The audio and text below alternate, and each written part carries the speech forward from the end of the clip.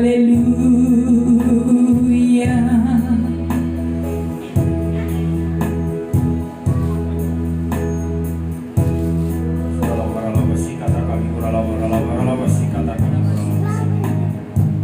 Terima kasih Bapa yang baik, terima kasih Tuhan Yesus, terima kasih Roh Kudus.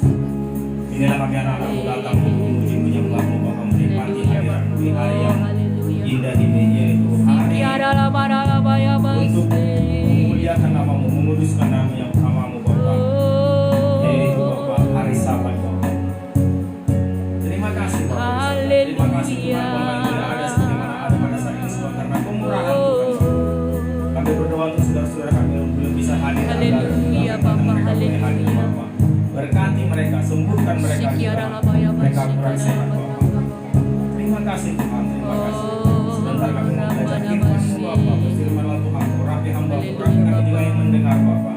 Terima kasih Bapa yang baik, kami sambut firman-Mu, sama-sama kita katakan amin. Haleluya, haleluya, haleluya. Haleluya. Terima kasih, salam, puji Tuhan. Haleluya. Selamat pagi, selamat beribadah di persekutuan doa kita. Haleluya. Puji Tuhan, kita boleh bertemu kembali dalam keadaan baik, dalam keadaan sehat. Semua karena kasih karunia Tuhan. Haleluya. Kita berdoa untuk saudara kita ya.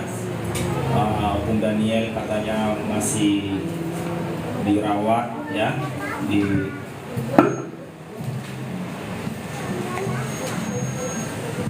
masih apa dia rame di rumah sakit, jadi belum bisa hadir. Demikian juga saudara kita Mama Aden ya, kebetulan juga katanya si Aden kurang sehat ya, juga dirawat di sana ya, dan dia menjaga. Kita doakan nanti supaya mereka boleh dipulihkan Tuhan dan boleh kembali beribadah bersama-sama kita.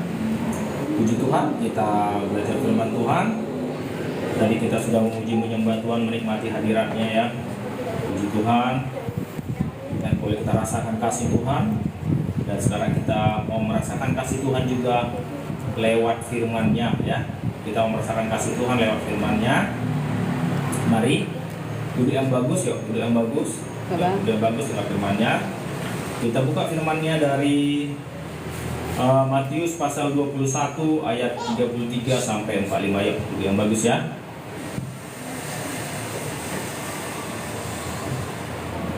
Ya.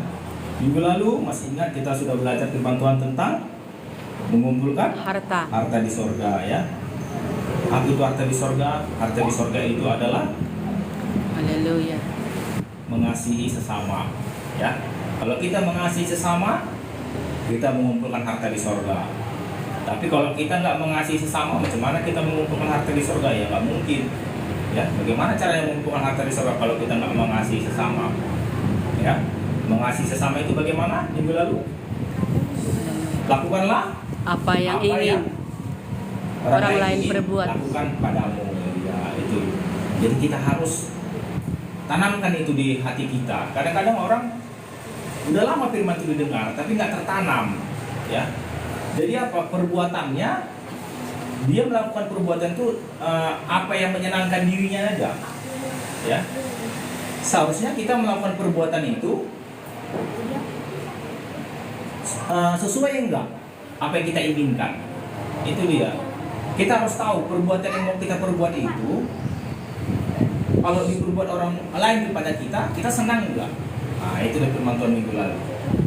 Ya, tapi nanti firman Tuhan ke situ juga. Firman Tuhan nanti ke situ juga sebagai kesimpulannya. Tapi kita baca dulu firman Tuhan dari Matius pasal 21 yuk. Matius pasal 21 dan apa? Matius pasal 21. Ayo, duduk yang bagus Jordan dulu, duduk yang bagus. Jangan cerita dulu yang bagus ini. Ya, duduk yang bagus. Matius pasal 21 saya baca ya, kita pelan-pelan. Saya baca dari ayat 33 ya. Saya baca dan demikian ceritanya ya. Tuhan Yesus di sini memberikan suatu perumpamaan tentang penggarap kebun anggur. Ya, dikatakan di sini bagaimana? Ayat 33. dengarkanlah suatu perumpamaan yang lain, kata Tuhan Yesus. Ada perumpamaannya. Ada seorang tuan tanah membuka kebun anggur dan menanam pagar sekelilingnya. Ia menggali lubang tempat memeras anggur dan mendirikan menara jaga di dalam kebun itu. Kemudian ia menyewakan kebun itu kepada penggarap-penggarap lalu berangkat ke negeri lain. Ketika hampir tiba musim petik, maksudnya panen ya, dia menyuruh hamba-hambanya kepada penggarap-penggarap itu untuk menerima hasil yang menjadi bagiannya. Tetapi penggarap-penggarap itu menangkap hamba-hambanya itu. Mereka memukulnya, yang seorang membunuh yang lain, melempari yang pula dengan batu. Kemudian Tuhan itu menyuruh pula hamba-hamba yang lain, lebih banyak daripada yang semula. Tetapi mereka pun diperlakukan sama seperti kawan-kawan mereka. Akhirnya ia menyuruh anaknya kepada mereka, kata yang punya kebun anggur itu, anakku akan mereka segani. Ya, pertama tadi dikirim hamba-hambanya, ternyata dibunuh. Selanjutnya yang punya kebun anggur itu mengirim anaknya dan berkata, mungkin anakku akan mereka segani. Tapi apa yang terjadi? Yang terjadi di ayat 38. Tetapi ketika penggarap-penggarap itu melihat anaknya itu, mereka berkata kepada yang lain, ini adalah ahli waris. Mari kita bunuh dia supaya warisannya menjadi milik kita. Mereka menangkap dan melemparnya keluar kebun anggur itu lalu membunuhnya. Ayat 40. Maka apabila tuan kebun anggur itu datang, apakah yang akan dilakukannya dengan penggarap-penggarap itu? Nah, di sini Tuhan Yesus bertanya. Ya, Tuhan Yesus bertanya kepada yang mendengar. Kalau datang yang punya kebun itu sama penggarap itu, sudah dibunuh hamba-hambanya, dibunuh lagi anaknya. Apa yang dilakukan yang punya kebun itu? Ditanya Tuhan Yesus pada pendengar-pendengar. Apa kata pendengarnya? Ayat 41. Kata mereka kepadanya, ia akan membinasakan orang-orang jahat itu, dan kebun anggurnya akan disewakan kepada penggarap-penggarap lain, yang akan menyerahkan hasilnya kepadanya pada waktunya. Ayat 42. Kata Yesus kepada mereka, belum pernahkah kamu baca dalam kitab suci? Batu yang dibuang oleh tukang-tukang bangunan telah menjadi batu penjuru. Hal itu terjadi dari pihak Tuhan, suatu perbuatan ajaib di mata kita. Ayat 43, ini kesimpulannya. Ayat 43 kesimpulannya. Apa dikatakan di ayat 43? Demikian. Sebab itu aku berkata kepadamu, bahwa kerajaan Tuhan, kerajaan sorga, akan diambil daripadamu dan akan diberikan kepada suatu bangsa yang akan menghasilkan buah kerajaan itu. Ya. Kata Tuhan, kerajaan Tuhan, kerajaan itu akan diambil dari orang-orang yang menggarap-menggarap tadi, diberikan kepada orang lain yang bisa menghasilkan buah, artinya yang bisa memberikan hasil panennya. Itu belum besar. Ya, jadi coba kita pelajari firman Tuhan ini pelan-pelan, satu-satu. Yang pertama begini, kita bayangkanlah dulu perumpamaan ini. Pertama tadi ada yang punya kebun anggur, ya kan? Disewakan sama penggarap-penggarap, ya kan? Disewakan sama penggarap-penggarap. Kemudian yang punya kebun anggur pergi ke kota lain, keluar kota. Tapi ketika waktunya tiba untuk panen, waktu musim petik dikatakan untuk panen, tentu yang punya kebun anggur minta hasilnya, ya kan? Minta hasilnya. Sama kalau kita punya ladang juga, kita sewakan ya, tentu kita minta hasilnya, hasil ladangnya. Kan gitu. Ya kan? Tetapi apa yang terjadi? Diutus hamba untuk meminta hasilnya. Mereka pukuli, mereka bunuh. Ya, dikirim kedua kali juga, hasilnya sama. Dan yang punya kebun anggur berpikir, bagaimana kalau anakku kusuruh, mungkin mereka akan segani. Dikirim juga anaknya, tapi anaknya pun mereka bunuh juga. Ya, akhirnya yang punya kebun marah. Dia akan datang nanti membinasakan para penyewa itu, para penggarap itu. Ya, baru dia dikatakan Tuhan satu kesimpulan. Ya, batu yang dibuang oleh Tuhan bangunan telah menjadi batu penjuru. Hal itu terjadi dari pihak Tuhan, suatu perbuatan ajaib di mata kita. Artinya apa? Dikatakan di sini bahwa kerajaan Tuhan akan diambil daripadamu, dari penggarap-penggarap tadi, dan diberikan pada suatu bangsa yang akan menghasilkan buah dari kerajaan itu. Artinya tidak dikasih lagi mereka menggarap ladang itu, ya, bahkan mereka dibunuh karena mereka sudah berbuat jahat. Ladang anggur tadi diberikan kepada bangsa lain. Bangsa lain. Jadi kita udah mengerti ceritanya kan? Sekarang kalau kita mengerti ceritanya, kita mau belajar apa arti cerita itu. Karena cerita ini dikatakan tadi suatu perumpamaan. Ya. Di ayat 33 dikatakan dengarkanlah suatu perumpamaan. Ya, sekarang kita mau belajar apa arti perumpamaan ini. Ya. Perumpamaan ini berbicara begini. Penggarap-penggarap itu sebenarnya disebut orang-orang Israel. Ya. Penggarap-penggarap kebun itu adalah orang-orang Israel. Karena dikatakan ayat 45, Matius 21 ayat 45 dikatakan apa? Ketika imam-imam kepala dan orang-orang Farisi mendengar perumpamaan Yesus, mereka mengerti bahwa merekalah yang dimaksudkannya. Bahwa merekalah yang dimaksudkannya. Yang dimaksudkan perumpamaan itu adalah penggarap-penggarap tadi adalah orang-orang Farisi. Imam-imam kepala dan orang-orang Farisi. Ya, bahwa mereka yang dimaksudkannya. Jadi kita di sini kita coba artikan dulu perumpamaan ini. Artinya pertama, penggarap-penggarap itu adalah siapa? Orang-orang Israel. Itu arti penggarap-penggarap. Penyewa kebun anggur itu tadi orang-orang Israel. Itu yang pertama yang perlu kita mengerti arti perumpamaan ini. Yang kedua, kebun anggur sendiri. Ini kebun anggur itu apa? Kebun anggur itu adalah firman Tuhan. Firman Tuhan itulah kebun anggur itu. Ya. Firman Tuhanlah kebun anggur. Ya. Ketika orang Israel dipercayakan kebun anggur, dipercayakan firman Tuhan, Tuhan meminta hasil. Ketika tiba hasilnya musim petik atau musim panen, Tuhan meminta hasil. Artinya, kupercayakan kepada kalian firman Tuhan. Mana hasilnya? Dikirim nabi-nabi datang, malah dibunuh. Dikirim lagi nabi-nabi lagi dibunuh. Bahkan terakhir dikirim lagi anaknya, dibunuh juga. Yaitu Tuhan Yesus sendiri dikirim, dibunuh juga. Artinya apa? Firman tadi tidak berbuah. Tidak ada hasil yang mereka terima firman Tuhan. Tidak ada hasilnya. Ya, tidak ada hasilnya. Jadi kebun anggur itu adalah firman Tuhan. Dan ketika Tuhan meminta hasilnya, mereka nggak berikan, nggak ada hasilnya. Ya, firman Tuhan. Coba kita buka di Yesaya pasal 55.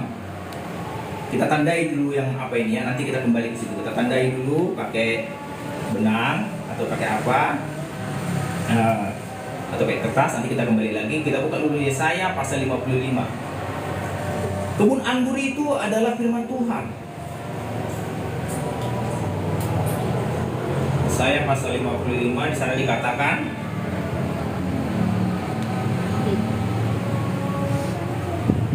ayo, dapat Yesaya pasal 55.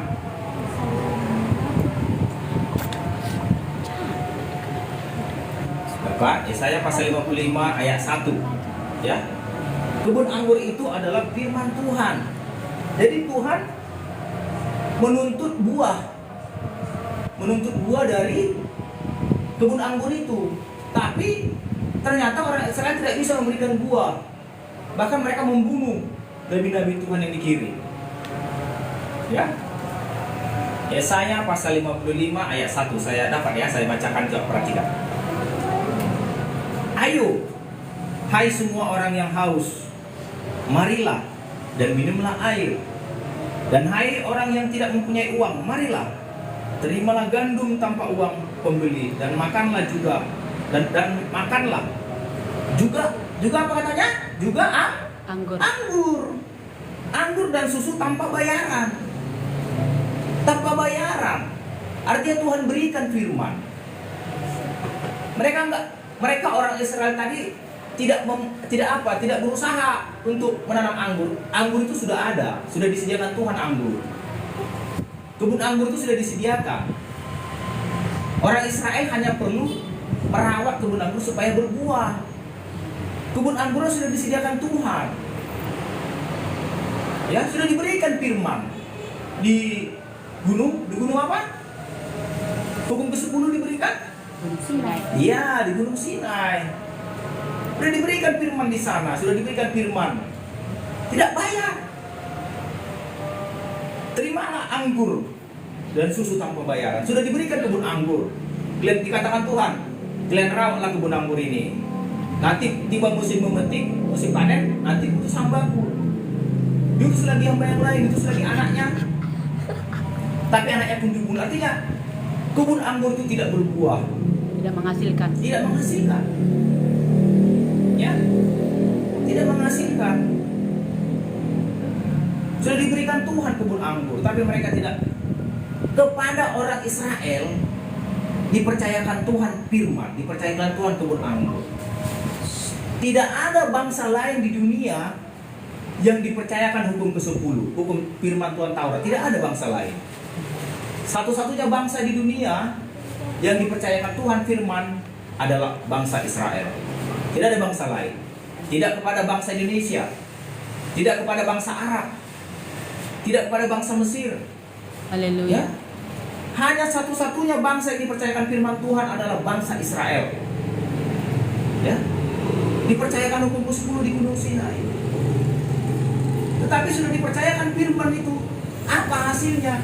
Tidak ada. Bahkan Tuhan mengutus nabi-nabi, mereka bunuh. Diutus lagi nabi-nabi, dibunuh. Terakhir diutus anaknya sendiri, dibunuh juga. Ya? Tidak ada buahnya. Tuhan menunggu buah. Mana buahnya yang kebun anggur yang diberikan? Tidak ada buah.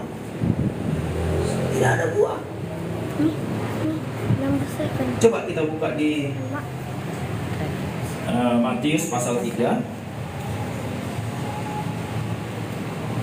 Matius pasal 3. Tidak ada buah.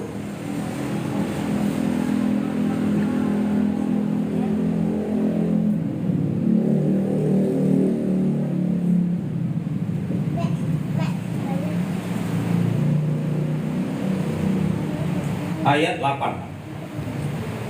Matius pasal 3 ayat 8. Coba. Matius pasal 3 ayat 8. Coba baca yang kuat. Matius pasal 3 ayat 8. Matius 3 ayat 8. Iya. Jadi hasilkanlah buah yang sesuai dengan pertobatan. Iya.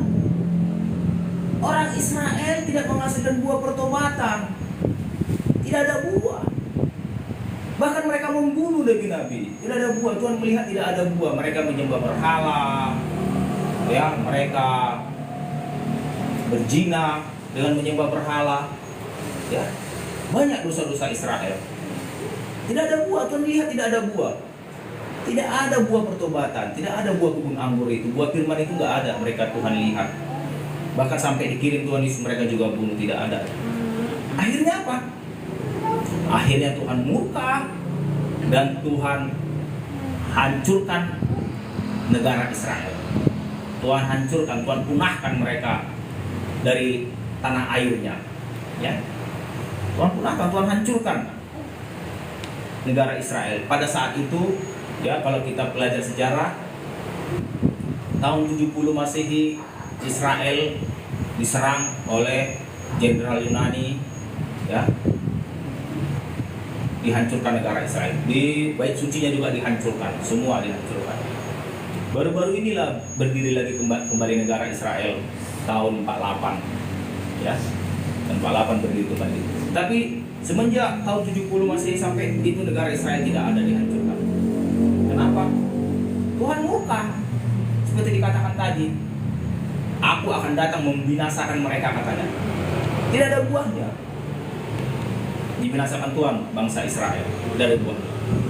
Karena menjelang akhir zaman, firman Tuhan katakan pohon ara bertunas kembali, baru negara Israel muncul di akhir zaman ini. Tapi karena Tuhan marah, Tuhan sudah punahkan mereka sebagai suatu bangsa. Mereka terserak-serak, tercerai-berai kemana-mana. Karena tidak ada buah. Tidak ada buah.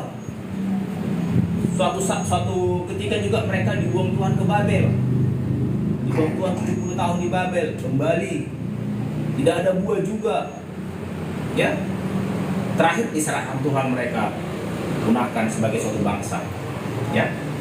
Itu dia. Tidak ada buah. Coba kita kembali ke ayat tadi. Kita kembali ke Matius pasal 1 tadi. Iya. Matius 1 ayat 41 yuk. 41 yuk. 41. Saya baca ya, Matius 21 ayat 41 dikatakan apa? Dibikin. Kata mereka kepadanya, ia akan membinasakan orang-orang jahat itu, dan kebun anggurnya akan disewakan kepada penggarap-penggarap lain yang akan menyerahkan hasilnya kepadanya pada waktunya. Ah, ini dia. Orang yang pertama, penggarap-penggarap pertama itu dibinasakan. Itulah orang-orang Israel. Mereka dibinasakan sebagai suatu bangsa, dicerai mereka. Tetapi apa yang terjadi?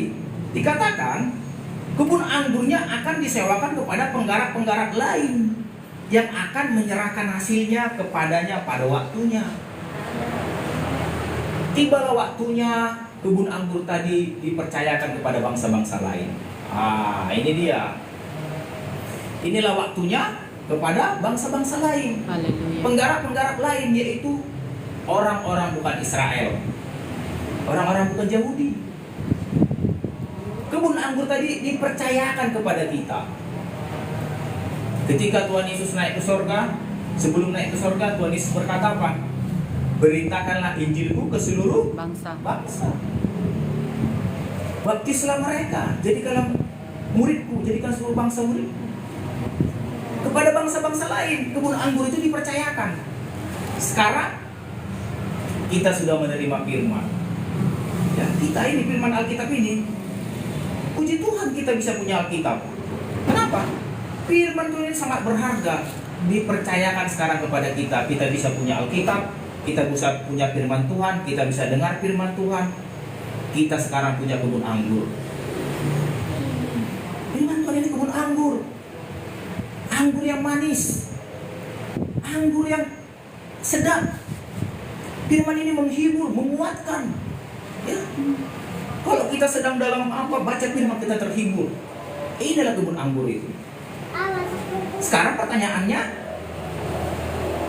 seperti kata firman ini, dia akan menyewakan kepada penggarap-penggarap lain yang akan menyerahkan hasilnya pada waktunya.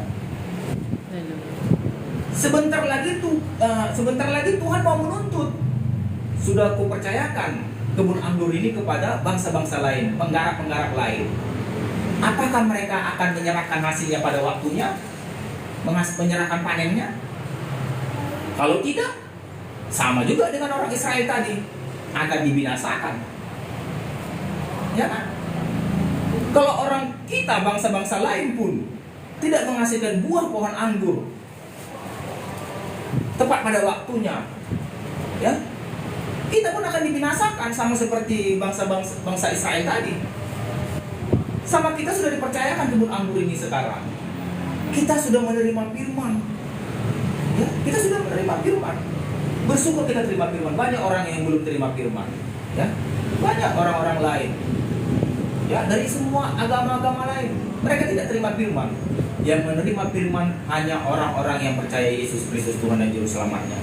Sudah dipercayakan kepada kita kebun anggur. Kebun anggur.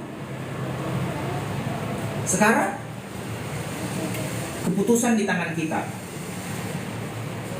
Apakah kebun anggur ini kita jaga, kita rawat sehingga bisa menghasilkan buah yang baik?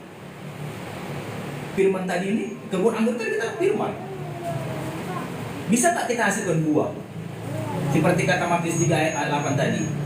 Jadi hasilkanlah buah yang sesuai dengan pertobatan. Ya, hasilkanlah buah sesuai dengan pertobatan. Ya, hasilkanlah buah anggur yang manis. Hasilkanlah buah anggur yang manis. Ya, hasilkanlah.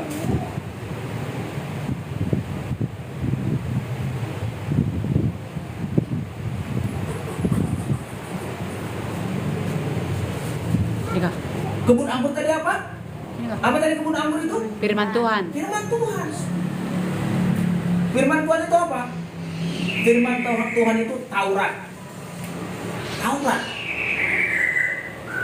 Taurat firman Tuhan. Karena apa? Hanya orang Kristen yang punya Taurat. Orang Yahudi punya Taurat, tapi tidak berbuah. Kita punya Taurat juga. Sudah dipercayakan kebun anggur itu sama kita. Sekarang, apa Taurat itu? Taurat itu apa? Apa Taurat itu? Pelajaran minggu lalu kita lihat Taurat itu apa? Coba kita buka di Matius 7 ayat 12. Matius 7 ayat 12. Apa Taurat itu? Apa firman Tuhan itu? Matius 7 ayat 12. Ayo. Matius 7 ayat 12. Ayo. Inilah Taurat itu, inilah firman itu, inilah kebun anggur itu. Jadi kalau kebun anggur ini tidak kita hasilkan buah, kita pun nanti akan dibinasakan. Coba, ayo sama-sama aja kita baca biar kita semangat. Ayo. 3, 2, 1. Segala sesuatu yang kamu kehendaki supaya orang perbuat kepadamu, perbuatlah demikian juga kepada mereka. Itulah seluruh hukum Taurat dan kitab Para nabi. para nabi. Inilah seluruh hukum Taurat dan kitab para nabi. Intinya. Inilah buah anggur itu. Inilah kebun anggur itu. Segala sesuatu yang orang kehendaki perbuat kepadamu, perbuatlah itu kepada mereka. Ya, itulah seluruh hukum Taurat dan kitab para nabi. Inilah firman hukum Taurat dan kitab para nabi ini. Itulah pohon anggur yang dipercayakan kepada orang Israel. Karena Tuhan tidak mengutus nabi-nabi kepada bangsa lain, hanya kepada orang Israel dan nabi-nabi. Taurat lewat Nabi Musa, nabi-nabi lain ada hukum-hukumnya juga. Tapi kesimpulannya apa? Segala sesuatu yang kamu kehendaki supaya orang berbuat kepadamu, perbuatlah demikian. Artinya apa? Kalau kau tidak ingin disakiti, jangan sakiti orang lain. Ya. Kalau kau tidak mau dihina, jangan hina orang lain. Ya. Kalau kau nggak mau ditipu, jangan tipu orang lain. Kalau kau tidak mau barangmu dicuri, jangan curi barang orang lain. Kalau kau tidak mau diejek, jangan ejek orang lain. Ya. Ya, kalau kau tidak mau disinggung, jangan singgung orang lain. Ya. Apa yang orang lain ingin perbuat kepadamu, perbuatlah demikian. Artinya, sebelum kita melakukan sesuatu, pikir dulu. Kalau aku berbuat ini, suka nggak aku orang berbuat ini juga sama aku? Itu maksudnya. Kalau aku berbuat ini, suka nggak orang lain berbuat ini kepada aku? Ya. Ada satu cerita yang agak apa ini? Nampaknya sepele, ya. Nampaknya sepele, tapi kalau kita renungkan, perbuatan itu tidak baik. Ada orang yang suka datang ke rumah orang dan memakai barang-barangnya. Kesempatan. Kalau kita pikir, kalau dia berpikir secara normal, kalau orang berbuat itu juga kepadanya di rumahnya, kan dia tak senang. Tapi dia berbuat itu di rumah orang. Ya. Ada cerita kayak gitu. Dia asal datang ke rumah temannya, dipakai semua barang-barangnya. Itu hal-hal yang sepele. Tapi kalau kita perhatikan, kalau dibikin orang pun sama dia kayak gitu, dia tak suka. Artinya kalau kita pelajari ayat ini, kita renungkan, orang Kristen pasti disenangi semua orang. Pasti disenangi semua orang. Kenapa? Kita akan menjaga sikap kita supaya jangan kita merugikan orang lain. Kalau kita merugikan orang lain, orang nggak senang. Ya. Kalau kita merugikan orang lain, apa yang kita lakukan? Kita berpikir dulu. Kalau aku lakukan ini, senang nggak dia? Kalau aku lakukan ini, ada nggak dia dirugikan? Ya kan? Kalau kita berpikir demikian, ya. Kalau kita berpikir, kalau orang lain buat itu juga sama aku senang enggak? Ya tentu kalau aku nggak senang nggak aku buat, kan gitu. Ya. Banyak kejahatan di dunia ini. Kejahatan dunia ini banyak karena orang memikirkan dirinya sendiri, egois, mementingkan dirinya sendiri. Demikian juga kalau kita contohnya ya, saya sering jumpai itu ketika di lalu lintas di jalan, ya. Di sini udah macet, ya. Dia sengaja mengambil jalur orang lain. Jadi diambil jalur orang lain dari kanan dia. Orang dari sana kan nggak bisa lewat. Tambah macet lah. Kenapa? Dia mementingkan diri sendiri. Bagaimana saya bisa lolos? Ya, nggak peduli orang lain. Yang penting saya bisa lewat. Kalau kalian mau di situ macet-macetan terserah kalian, tapi aku yang penting bisa lewat. Dan dia berusaha mementingkan diri sendiri, tidak peduli orang lain. Akhirnya apa? Dia pakai jalan orang lain, orang yang dari sana tidak bisa lewat. Jadi bertambah macet lah. Itu sering saya jumpai ketika berlalu lintas. Ya. Tidak memikirkan orang lain, mementingkan diri sendiri. Kalau dia berpikir, kalau seandainya aku juga dari sana, jalanku dihalangi, kan merugikan orang lain. Merugikan orang lain. Pasti merugikan orang lain. Jadi kita berpikir sedemikian rupa, jangan sampai ada perbuatan kita yang merugikan orang lain. Jangan ada sampai perbuatan kita membuat orang lain tidak senang. Ada hal yang paling kecil. Apa itu? Membuang sampah. Itu hal kecil. Senang nggak kita kalau ada orang buang sampah di depan rumah kita? Senang nggak? Nggak senang kan? Tapi kita membuang sampah di depan rumah orang, ya kan? Ya, kita rugikan orang lain. Ya, di depan rumah kami sering ada sampah-sampah, padahal baru disapu bersih, tapi ada orang seenaknya aja buang sampah sembarangan. Ya. Tapi kita sebagai orang Kristen, orang yang mengerti firman Tuhan ini tadi, seluruh hukum Taurat dan kitab para nabi disimpulkan dalam satu kalimat tadi. Perbuatlah apa yang orang lain ingin perbuat kepadamu. Kalau tidak ingin orang membuang sampah di rumah kita, ya kita jangan buang sampah di depan rumah orang. Ya. Hal-hal kecil.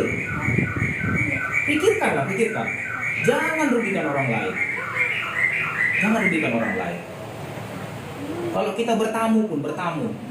Kalau sudah waktunya yang tuan rumah istirahat, kita berpikir, kalau ada orang bertamu ke rumah saya lama-lama kan saya pun nggak enak.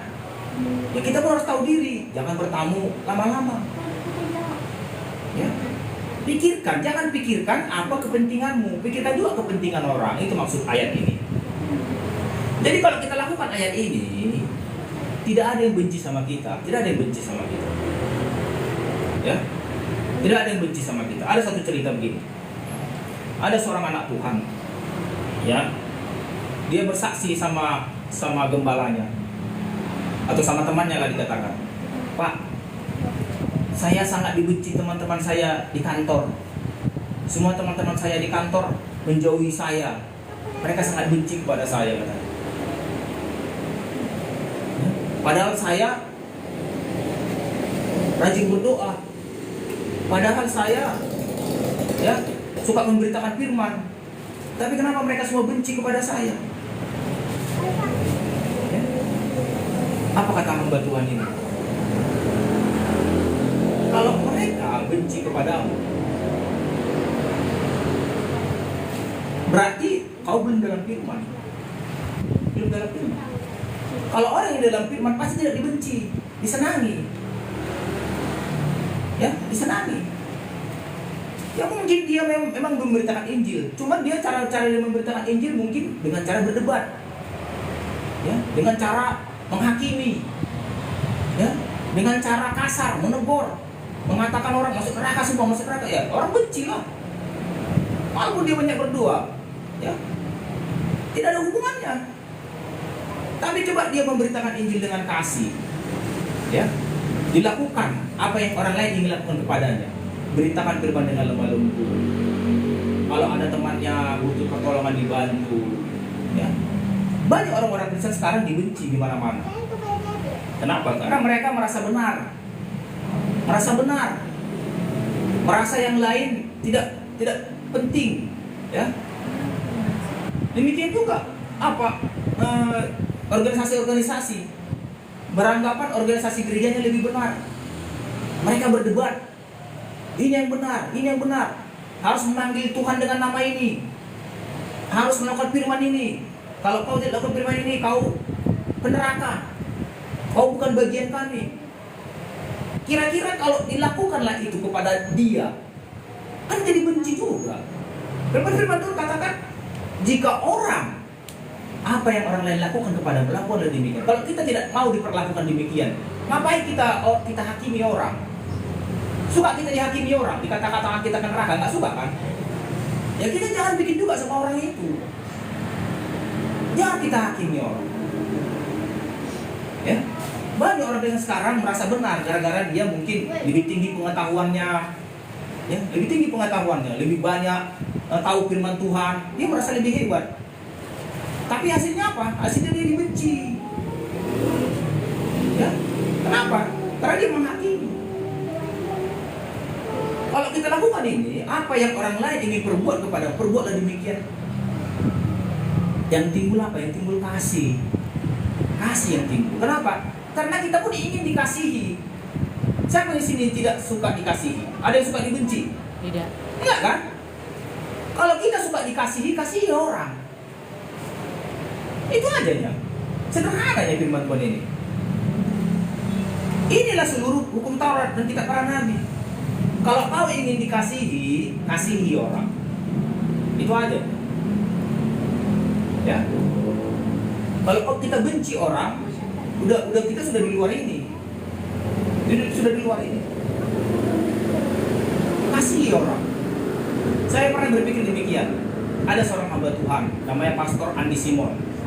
Kalau saudara pernah dengar di YouTube, lihat di YouTube, itu dahsyat. Dia bisa mendoakan orang-orang di pinggir jalan, berbaris orang di pinggir jalan, jauh ini, di dekat gerejanya sana. Kalau saudara lihat di YouTube Pastor Andi Simon, dia akan tepang tangan satu-satu, sembuh, yang lumpuh sembuh, yang apa sembuh semua. Dibikin Pastor Andi Simon ini. Jadi saya sempat berpikir begini, kenapa Pastor Andi Simon ini mendoakan orang semua langsung sembuh? Kalau aku diberikan Tuhan kuasa seperti Pastor Andi Simon, saya akan bilang dulu, masuk Kristen dulu baru berdoakan. Ya, mau masuk Kristen baru berdoakan. Kalau dia enggak ditanya mau masuk Kristen dulu, dia asal didoakan aja orang. Ya, asal didoakannya aja orang. Jadi aku berpikir, ini salah apa benar yang dibuat Pastor Andi Simon ini? Kenapa didoakan orang semua, orang yang semua agama nggak ditanya agamanya, didoakannya aja semua orang? Kalau aku seandainya sama aku diberi kuasa itu, aku tanya dulu mau Kristen enggak? Kalau mau Kristen baru aku doakan biar sembuh. Kalau dia enggak ditanya agamanya, didoakan aja semua orang di pinggir jalan itu, yang lumpuh, yang apa semua sembuh, bisa jalan semua. Tumpang tangan dia terus. Ya, heran aku, kok bisa begini? Apa yang salah saya pikir? Kan lebih bagus sih ditanya dulu mau masuk Kristen, biar lebih banyak masuk ke gerejanya. Kan gitu kan? Tapi ternyata tidak. Kalau kita melakukan firman ini, lakukanlah apa yang orang ingin berbuat kepadamu. Ya. Kalau kita mau didoakan orang tanpa ditanya agama kita, ya kita doakan orang juga. Gak perlu tanya agamanya. Doakan, itulah kasih. Kasih itu tidak melihat latar belakangnya, agamanya, apa, sukunya, ya, ekonominya nggak dilihat, ya, nggak dilihat. Dia nggak dilihat kalau orang kaya baru mau mendoakan. Ya demikian. Jadi yang timbul dalam hanya kasih, ya, kita doakan. Kasih semua orang, kita kasih semua orang. Kenapa? Karena itu firman Tuhan. Inilah seluruh hukum Taurat dan kitab para nabi. Lakukanlah apa yang orang lain ingin lakukan perbuat kepadamu. Tanamkan di dalam hati kita, tanamkan. Kalau kita tanamkan di dalam hati kita, firman Tuhan katakan tadi, kebun anggur itu akan berbuah. Ketika Tuhan yang punya kebun itu bertanya, mana buahnya? Kita punya. Orang Israel nggak punya, sehingga mereka dibinasakan. Ya, pasti kita mengasihi, pasti kita jadi pribadi yang berbeda kalau kita mulai praktekkan ayat ini. Ya, praktekkan. Kasih semua orang. Kemarin ada suatu cerita, ada yang menyewa di tempat kita, ya, sudah berjanji sewanya 1 bulan sekian.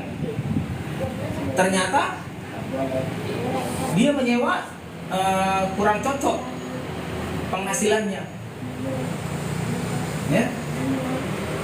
Dan dia minta kembali uangnya, kembalikanlah uangnya. Kami nggak bisa lagi di situ karena penghasilannya kurang cocok katanya. Secara kalau dari segi bisnis nggak bisa dipulangkan. Kenapa ya? Namanya sudah dikasih uangnya. Ya, segala bisnis ya. Kalau sudah dikasih uangnya, ya mereka harus tetap tanggung resiko. Tapi karena kita anak Tuhan, karena kita tahu firman ini, kalau kita seandainya di posisi dia, kita balikkan posisi itu, ya. Pasti kita pengen uang kita dikembalikan. Ya. Lakukanlah kepada orang lain apa yang orang lain ingin berbuat kepadamu. Kita kembalikan uangnya. Ya. Seandainya kita berkeras bisa. Kita sudah perjanjian. Kalau disewa, kalau bisnismu jalan apa nggak jalan itu nggak urusan kami. Kita bisa bilang gitu. Tapi kita nggak bilang begitu. Kita kembalikan. Ya. Kita praktekkan. Kita ingat perbuatan saya ini merugikan orang enggak? Walaupun nampaknya kita benar, tapi kalau kita praktekkan ini, apa yang orang lain ingin berbuat kepada saya, kita perbuat leh. Ya, kita berbuat leh. Kalau ini kita kerjakan, pasti berbuah kebun anggur itu. Ya. Kalau nggak berbuah kebun anggur itu nanti pasti kita dibinasakan. Ya. Orang Israel tidak berbuah, ya. Tidak berbuah sama orang Israel kebun anggur itu. Roma 13 ayat 10. Coba Roma 13 ayat 10. Apa dikatakan di sana? Coba baca. Roma 13 ayat 10. Roma 13 ayat 10. Coba baca yang kuat. Roma 13 ayat 10. Ya. Kasih tidak berbuat jahat terhadap sesama manusia. Iya. Karena itu kasih adalah kegenapan hukum Taurat. Iya. Kasih tidak berbuat jahat kepada sesama manusia. Karena itu kasih adalah Kegenapan hukum Taurat. Jadi jangan bilang perjanjian lama itu sudah nggak berlaku.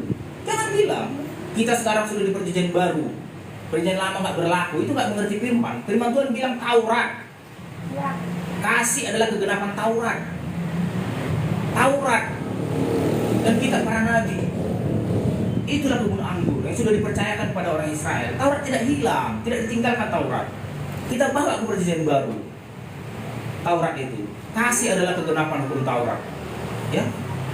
Kasih. Kita orang berbeda, kita nggak sama dengan orang lain. Kalau orang Kristen katanya masih suka buang sampah sembarangan. Orang Kristen suka ribut-ribut. Kita nggak suka kan kalau ada orang ribut-ribut, kita jangan buat ribut-ribut. Ya, jangan buat ribut-ribut. Misalnya kita di rumah kan pasang musik kuat-kuat, orang terganggu, jangan. Kita nggak suka orang mengganggu kita jangan buat itu. Pasti kita jadi berbeda, ya. Pasti berbeda kita. Nampak kita nanti Kristen, berbeda. Kita tidak ada ajaran-ajaran Tuhan Yesus menyakiti orang, membunuh, ya, tidak ada. Mengejek, mengata-ngatai orang kafir, mengata-ngatai orang apa, nggak ada itu. Karena firman Tuhan katakan, lakukanlah apa yang orang lain ingin berbuat kepadamu. lakukanlah. Ya. Kita berbeda, kita berbeda. Orang Kristen berbeda. Jangan kita jangan kita orang Kristen sekarang ya banyak terlalu sombong. Merasa pintar, udah pintar. Ya. Terakhir apa? Dibenci. Tidak, kita lagi kita kasih.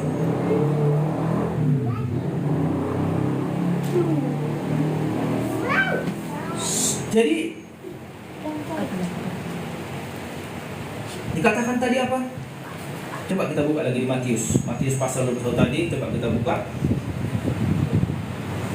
ayat 43, ayat 43. Ayo Matius 1 ayat 3, kita baca lagi ya. Sebab itu aku berkata kepadamu, kerajaan Allah, kerajaan Elohim akan diambil daripadamu dan akan diberikan kepada bangsa yang akan menghasilkan buah kerajaan itu. Ya. Buah kerajaan, buah firman, buah kerajaan. Ya, kerajaan itu tadi, firman tadi. Kerajaan itu akan diambil daripada orang Israel, diberikan kepada suatu bangsa yang akan menghasilkan buah kerajaan. Haleluya. Ya. Dikatakan tadi apa? Buah kerajaan. Buah kerajaan. Tahu arti kerajaan? Hah? 1 Raja-Raja pasal 10 ayat 5 ya. Kerajaan, biar tahu kita arti kerajaan ya. 1 Raja-Raja pasal 10 ayat 5. Kerajaan.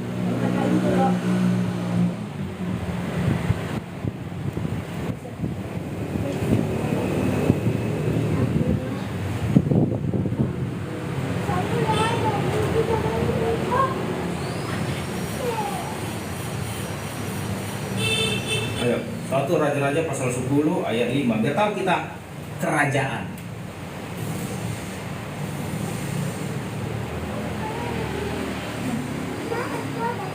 Ya.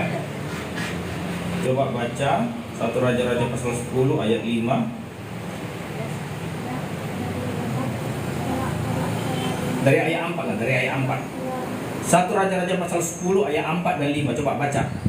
Baca yang kuat. 1 Raja-Raja pasal 10 ayat 4 dan 5. Ayo, baca yang kuat.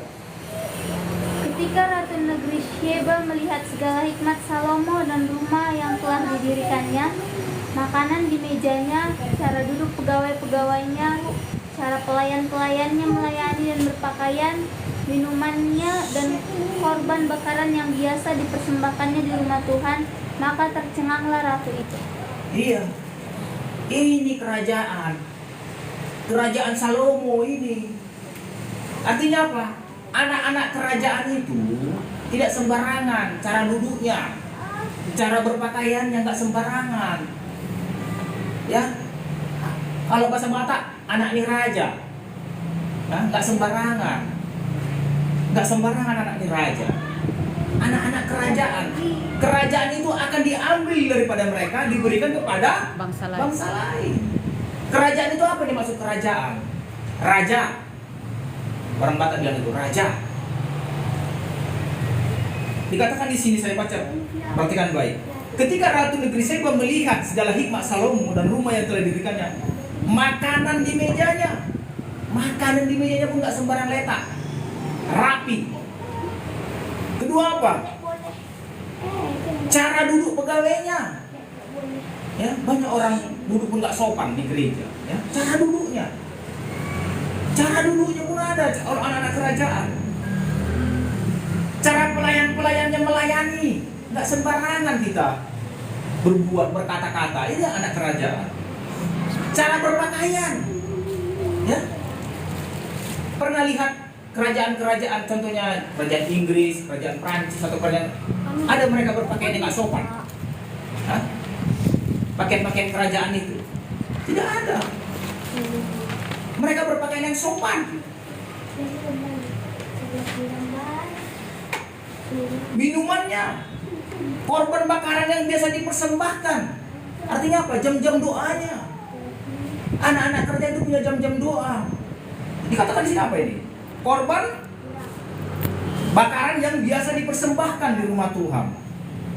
Apa katanya? Maka tercenganglah. Siapa tercengang? Ratu Sheba. Iya, tercenganglah Ratu Sheba. Jadi itulah yang membedakan kita dari anak-anak dunia ya. Seharusnya anak dunia harus tercengang melihat anak-anak kerajaan. Tercenganglah mereka melihat misalnya Jessica. Ah, itu dia ya kan. Tercenganglah mereka melihat Jessica gitu. Karena cara duduknya dilihat beda. Cara berpakaiannya beda. Cara berkata-katanya beda. Cara bicaranya beda. Tercenganglah Ratu Sheba, tercenganglah orang-orang dunia Tercenganglah kawan sekelasnya. melihat anak-anak kerajaan. Kok bisa ya? Itu. Jadi sampai di sini firman Tuhan, ya. Kebun anggur yang dipercayakan kepada kita rawat supaya kita berbuah, ya. Supaya kerajaan itu tidak dipindahkan daripada kita, ya. Demikian firman Tuhan, mari kita berdoa. Makasih Bapak yang baik buat firman-Mu, kami bersyukur buat firman yang singkat ini dan mengajar kami betapa kami harus berbeda dari anak-anak dunia Bapak, karena kami adalah anak-anak kerajaan. Makasih Bapak yang baik, sama-sama kita katakan amin. Haleluya. Kita masuk perjamuan kudus.